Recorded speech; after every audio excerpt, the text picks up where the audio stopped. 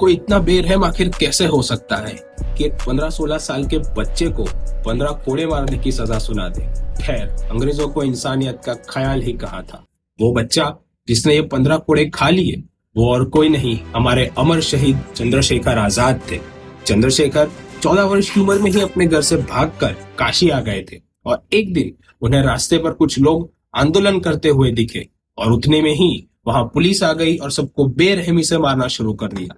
ये देखकर चंद्रशेखर ने एक पत्थर उठा लिया और जिस ऑफिसर ने यह आदेश दिया था उसके मुंह पर मारा।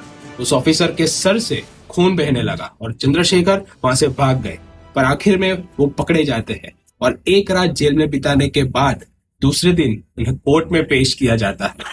कोर्ट में जज खैरफात जब चंद्रशेखर से पूछते हैं कि बताओ तुम्हारा नाम क्या है, तो चंद्रशेखर कहते हैं आजाद। जब खैरफात पूछते हैं कि बताओ तुम्हारे पिता का नाम क्या है, तो चंद्रशेखर कहते हैं स्वतंत्र। और जब पूछते हैं कि बताओ तुम्हारा घर कहाँ है, तो चंद्रशेखर बोले जेल में। ये सुनकर खैरफात को बहुत गुस्सा आता है और वो इस 15 साल के बच्चे को 15 कोड़े मारने की सजा सुना देता है।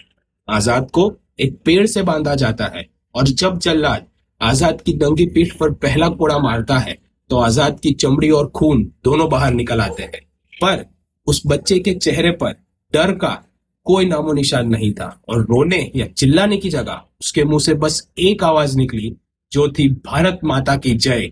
और सारे 15 कोड़े खाने के बाद भी उसके मुंह से बस एक ही आवाज निकलती रही, भारत माता की जय। और उस दिन आजाद ने अपनी क्रांति का ऐलान पूरे देश में कर दिया था। जब गांधी जी ने असहयोग आंदोलन वापस ले लिया तब शुरू हुई कहानी चंद्रशेखर आजाद और हिंदुस्तान रिपब्लिक एसोसिएशन की।